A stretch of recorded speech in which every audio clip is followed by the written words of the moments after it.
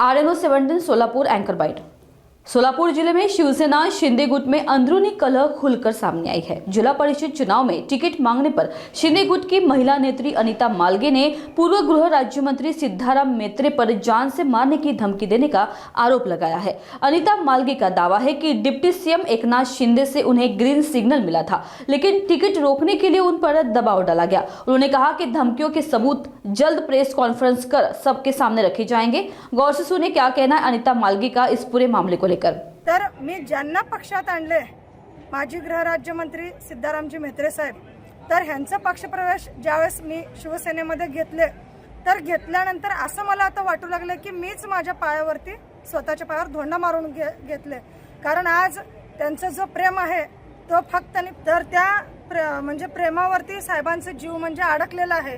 त्यामुळे इथं पूर्णपणे लाडक्या बहिणीचं पत्ता कट करण्याचं काम सध्या सुरू आहे।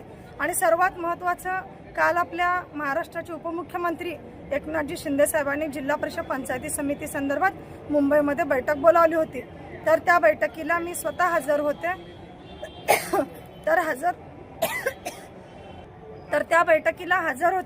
तर त्या बैठकीला आपले उद्योग मंत्री उदय सामंत सर, शिंदे साहेब, श्रीकांत दादा यांनी स्वतः होते। आपल्या जिल्ह्याचे पण पदाधिकारी उपस्थित होते।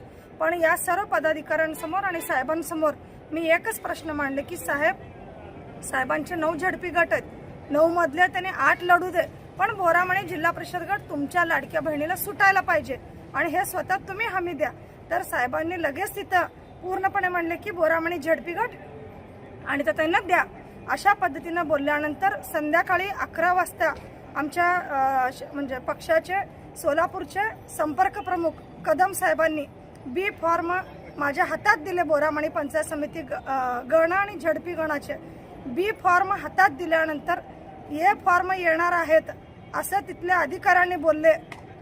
तुम्ही बसा 10 मिनिट म्हणून बोलले, पण 10 मिनिट म्हणता म्हणता 1 तास झालं। नंतरने आमच्या जिल्ह्यातील काही कटकारस्थानी लोक डायरेक्ट पक्षाच्या सचिवांना कॉल केले आणि वेगळ्या पद्धतीने बोलून आणि तर त्यांचा पत्ता कट कशा पद्धतीने करता येईल हे षडयंत्र खूप मोठ्या प्रमाणाने रचलं गेलं। आणि तिथं थांबल्यानंतर शेवटच्या क्षणी बोलले की बी फॉर्म राहू दे, इथं उद्या आम्ही शहाजी बापूंकडे पाठवतो आणि तिथून तुम्ही सांगोल्याला ऑफिसला जाऊन कलेक्ट करा। आणि आम्ही ज्या वेळेस तिथून आलो मुंबईहून सकाळी, परत आम्ही गेलो सांगोल्याला गेल्यानंतर शहाजी बापूंना बोललो साहेब आमचा बी फॉर्म द्या। मग बोलल्यानंतर थांबा म्हणून बोलले आणि साहेब मेत्रे साहेबांना फोन लावले। तर साहेब म्हणले जर अनिता माळगेला बोरामणी जिल्हा परिषद गट जरा दिलात तर मी पूर्णपणे ह्या 9 झडपीच्या प्रक्रियेमधून मी बाहेर पडतो। हे म्हणजे एक हुकुमशाही पद्धतीनं पूर्णपणे एक दबाव गट किंवा दबाव आणायचं काम साहेबांनी करत आहेत। आणि इथं लाडक्या बहिणींना न्याय तर दूर, एखाद्या माझ्यासारख्या सर्वसामान्य ग्रामीण भागातील महिलांसाठी झटणाऱ्या महिलांवरती अन्याय करून इथं पूर्णपणे लाडक्या बहिणीचा पत्ता कट करण्यात आलेला आहे। आणि हे माझं म्हणजे अपमान नाही, समस्त महिला वर्गांचा अपमान आहे। आणि आज एक महिला काय करू शकते हे वेळ आल्यानंतर नक्कीच कळेल। कारण एक नारी सप्य भारी। आणि हे सर्व करत असताना आम्ही इच्छुक म्हणून म्हणत असताना आमच्यांवरती डायरेक्ट जीवे मारण्याची धमकी, ह्यांना उडवतो म्हणून धमकी, गाडीने खलास करतो म्हणून धमकी, ह्याला पूर्णपणे त्यांच्या ऑफिसमध्ये बोललेलं आमच्याकडे ऑडिओ पण आहे, व्हिडिओ पण आहे। आम्ही उद्याच्या उद्या पत्रकार परिषद घेऊन हे सर्व व्हायरल नक्कीच करणार आहोत। आणि नक्कीच हे षडयंत्र कशा पद्धतीने महिलांच्या विरोधात रचलं जात आहे। कारण एका झडपी गणासाठी म्हणजे एक अनिता माळगे एवढ्या सगळ्यांना भारी पडली, हे खरोखरच्या महिलांचं मी एक हे म्हणून समजते। आणि आमच्या सगळ्या महिला एकत्रित आलेत, आगे बढ़ो ताई, पीछे खडे हम सभी बहना। आणि आज शिंदे साहेबांनी सुद्धा ग्रीन सिग्नल दिल्यानंतर आज वरिष्ठांचा आदेश झुगारून साहेबांनी इथं पूर्णपणे हुकुमशाही चालवलेला आहे। साहेबांसोबत आमच्या पण पक्षातील काही लोक आहेत, ते सुद्धा साहेबांच्या ह्याला खत पाणी घालत दुसऱ्या तालुक्याचे येऊन इथं आमच्या तालुक्यामध्ये येऊन नाही ते उठाठेवा करून आम्हाला पूर्णपणे कमी लेखायचा प्रयत्न करत आहेत। आणि सगळ्यात महत्त्वाचं म्हणजे कारण माझं शिंदे साहेबांचं अगदी जवळचं नातं आणि आज साहेबांशी डायरेक्ट कॉन्टॅक्ट आणि आज श्रीकांत दादांशी डायरेक्ट कॉन्टॅक्ट हे कुठंतरी त्यांना डोक्यामध्ये खूपू लागलंय। कारण ही एक महिला उद्या चालून माझ्या पायातली अडथळा बनू शकेल त्यामुळं हे षडयंत्र रचलं जात आहे आणि आज पूर्णपणे झेडपी गणाच्या माध्यमातून बोरामणी जिल्हा परिषद गटाच्या माध्यमातून आज माझं जर ह्याने जर पत्ताकाट करायचं जर काम करत असेल तर संपूर्ण लाडक्या बहिणी पूर्ण महाराष्ट्राची सत्ता उलटापालट केली तर कसं काय होईल येणारा वेळच ठरेल आणि उद्या पूर्णपणे आम्ही प्रेस कॉन्फरन्स घेऊन सगळं काय असेल ते डिटेल मीडिया समोर सादर करणार आहे। धन्यवाद। शिवसेना शिंदे गुट की महिला नेत्री अनीता मालगे द्वारा लगाए गए धमकी के आरोपों को पूर्व गृह राज्य मंत्री सिद्धाराम मैत्रे ने सिरे से खारिज किया है। सिद्धाराम मैत्रे ने स्पष्ट किया कि उन्होंने किसी को भी कोई धमकी नहीं दी। उनका कहना है कि बोरामनी गट से एक अन्य सक्षम नेता उपलब्ध होने के कारण अनीता मालगे को टिकट नहीं दिया जा सकता, इतना ही बताया गया था। उन्होंने आरोप लगाया कि टिकट नहीं मिलने की नाराजगी में अनीता मालगे बेबुनियाद और झूठे आरोप लगा रही है। इस बयान के बाद शिंदे गुट की अंदरूनी खींचतान और तेज हो गई है। सगळीकडे बघतो साहेब आपल्या पक्षाच्या नेत्या आहेत अनिता माळगे, त्यांचं असं म्हणणं आहे की आपण धमकी दिली, जीवे मारण्याची धमकी दिली, बंदूक लावून उडवेन किंवा गाडीखाली चिरडेन, जिल्हा परिषदेच्या फॉर्मवरून हा सगळा लढा तुमचा आरोप आहे, काय उत्तर? नाही, तसला कुठला धमकीचा प्रकार मी केला नाही, कोणाला धमकी दिला नाही आणि सगळ्यांना माहीत आहे सिद्धाराम मैत्रे कसं आहे काय आहे, कोणाला आजपर्यंत धमकी दिली नाही, कोणाला चापटसुद्धा मारला नाही, गोळ्या घालायची तर लाभची गोष्ट। हे प्रकार काय म्हणजे अनिताताई माळगे यांना जिल्हा परिषदला उभारायचं होतं, मग त्यांनी जिल्हा परिषदेचं तिकिटासाठी प्रयत्न करत होते।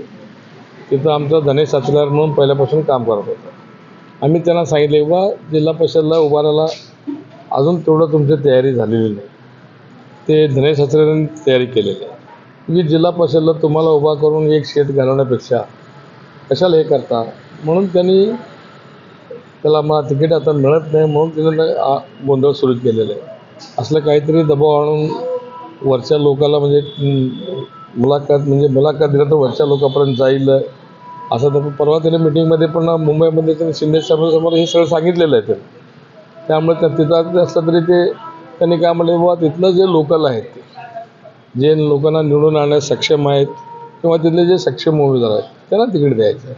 नुसतं पदाधिकारी आहे म्हणून तिकीट दिलं तर काय निवडून येऊ शकत नाहीत, म्हणून आम्ही त्यांना सांगितलं बा तुम्ही काहीतरी ते बचत गटाचं वगैरे काम करता ते करा। तसं काय असलं तर सुरुवातीला ह्यांनी काहीच नव्हते, काँग्रेसबरोबर होते, आमच्याबरोबरच होते, त्यांना 10 कॉम्प्युटर मी स्वतः दिलेले आहे, त्यावेळी कोणी यांना पाचवी बदल केले नाही। मग नंतर भाजपकडे गेले काही दिवस त्यांनी, मग तिथं काय झालं की सोडून शिवसेनेत गेले। मग शिवसेनेत गेले तर ते शिवसेनेमध्ये आपले आदरणीय नेते एकनाथ शिंदेसाहेब मुख्य नेते दयाळू नेते आहेत, ते बाबा एक महिला काम करते म्हणून सपोर्ट करायला म्हणून त्यांनी सपोर्ट केले आणि श्रीकांत दादांनी सपोर्ट केले, त्यांना कुठलं तरी 5 कोटीचं हे मंजूर करून दिले। तर तिकीट मिळाले म्हणून आरडाओरडा करणं बरोबर नाही, तुम्ही तयारी करा, भविष्यकाळात होईल। तिकीट दिलं होतं, एबी फॉर्म आमच्या हातात दिलं होतं, मात्र मैत्रे साहेबांनी ते फॉर्म परत काढून घेतलं, शहाजी बापूंवर दबाव आणून असं त्यांचं म्हणणं। फॉर्म दिला होता खरं?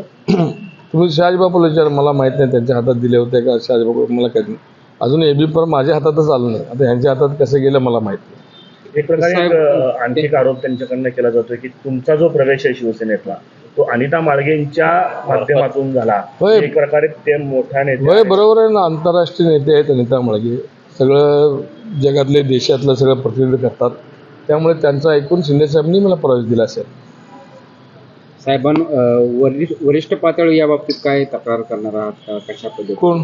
मी कोणाच्या तक्रार केलं नाही कधीच माझ्या आयुष्यात, काँग्रेसमध्ये असू दे किंवा आता मी शिवसेनेत आलो आहे, माझ्या आयुष्यात मी कुठलंही कोणाबद्दल तक्रार आजपर्यंत केलं नाही आणि करणार पण नाही। काय करायचं मला तक्रार करायचं, कर नाही तर त्याला डर कशाला। जिल्हा परिषदेमध्ये